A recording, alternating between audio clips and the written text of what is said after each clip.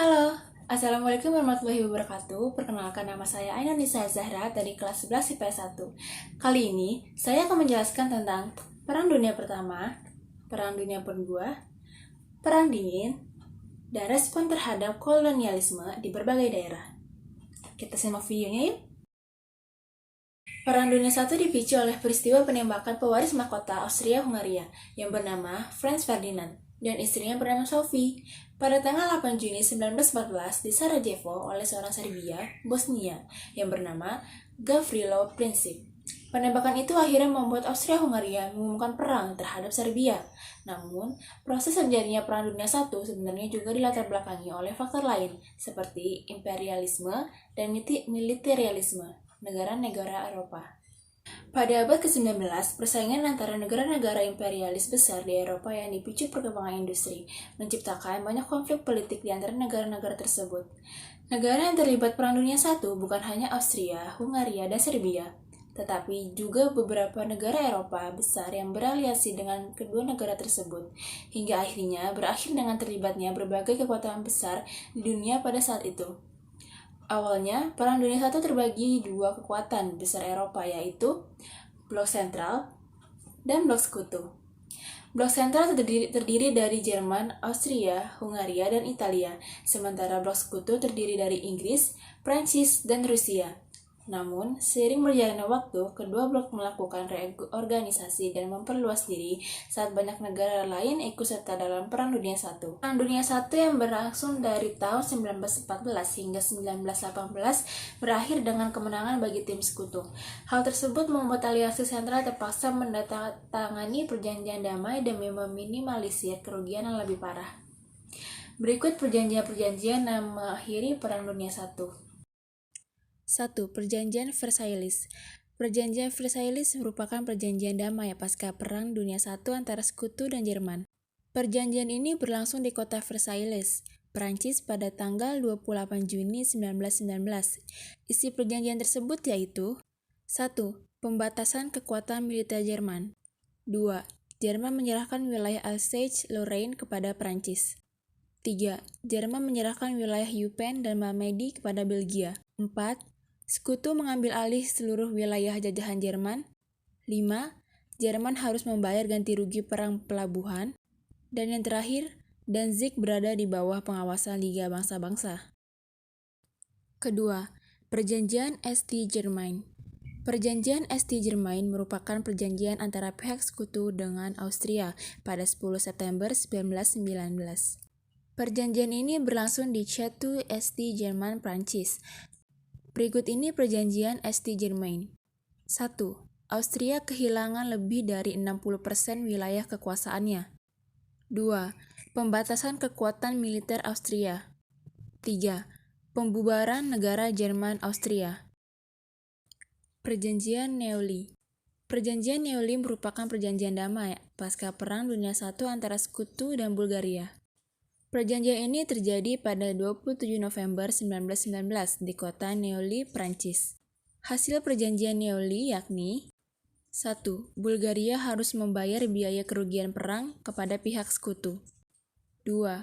Pembatasan kekuatan militer Bulgaria. 3. Mengakui eksistensi kerajaan Kroasia, Serbia, dan Slovenia. 4. Menyerahkan kawasan Patay, Aegia kepada Yunani. Perjanjian Trianon. Pada 4 Juni 1920, Sekutu dan Hungaria melakukan perjanjian Trianon yang berlangsung di kota Versailles, Prancis. Berikut ini isi perjanjian Trianon. 1. Hungaria kehilangan 2/3 wilayah kekuasaannya. 2. Kalangan keluarga Habsburg tidak diperbolehkan menjadi Raja Hungaria. Perjanjian Sèvres. Perjanjian Sèvres merupakan perjanjian damai pasca Perang Dunia I antara Sekutu dengan Turki Utsmani. Perjanjian ini berlangsung di kota Sèvres, Prancis pada 10 Agustus 1920.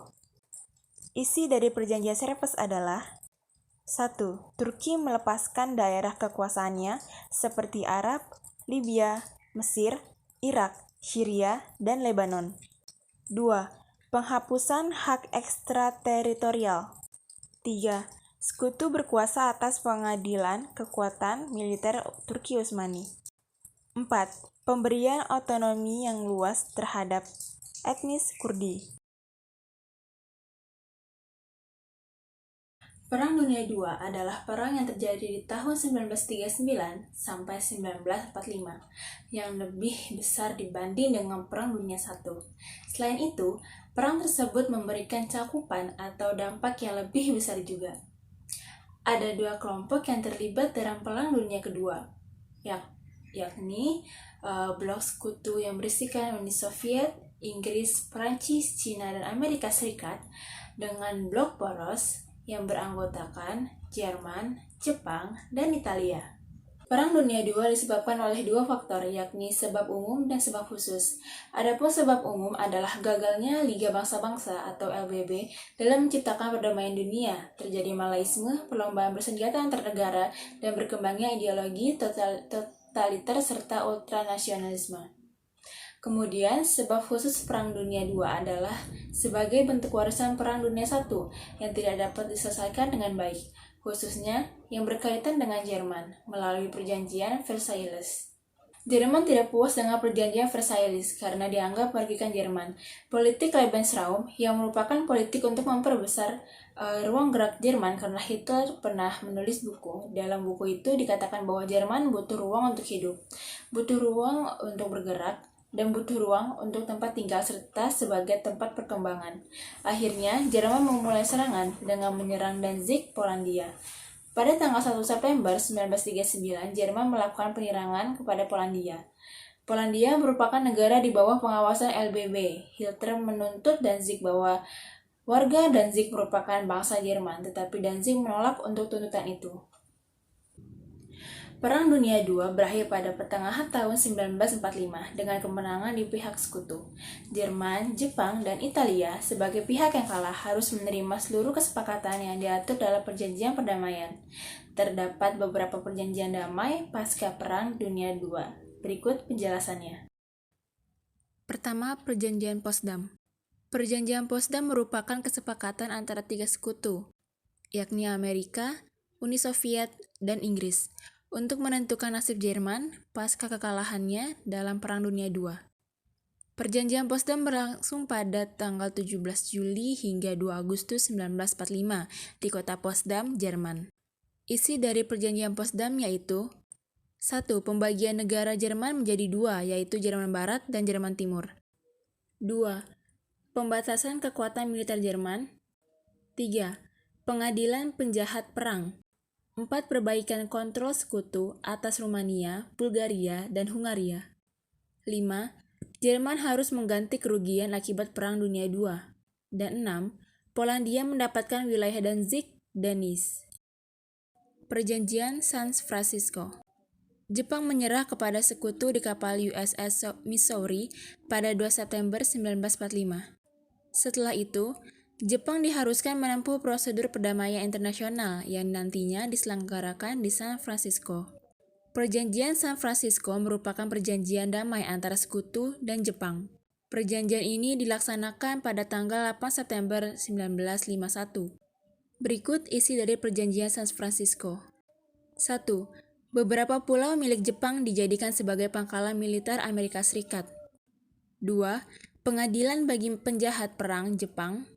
3. Jepang diwajibkan membayar kerugian akibat Perang Dunia II. Dan 4.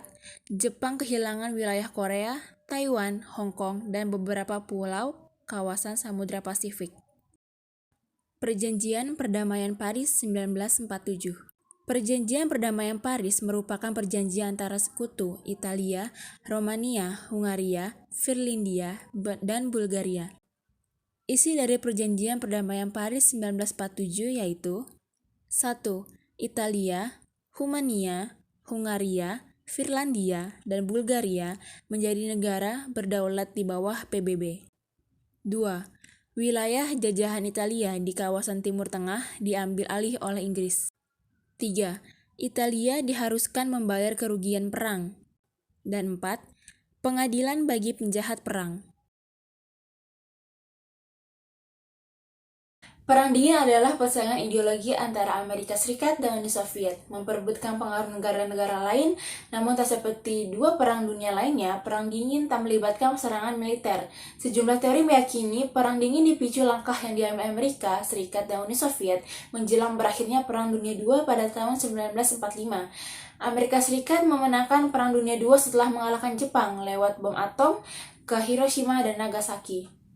AS muncul sebagai negara pemenang dari blok sekutu. Ini membuat AS sebagai negara adidaya.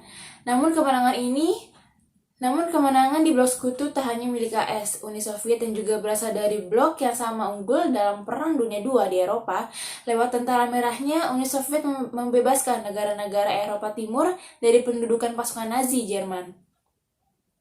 Usai membebaskan Uni Soviet, menancapkan pengaruh komunisnya ke negara-negara itu, Uni Soviet berusaha menguasai negara-negara itu.